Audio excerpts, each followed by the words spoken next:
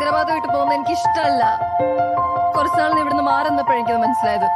നീ എന്ന് ചോദിച്ചില്ലേ നിന്നെ ടേക്ക് കെയർ ചെയ്യുന്ന ഞാൻ എൻജോയ് ചെയ്തിട്ടില്ലെന്ന്? ഞാൻ ശരിക്കും എൻജോയ് ചെയ്തിട്ടുണ്ട് സച്ചിൻ. I love you.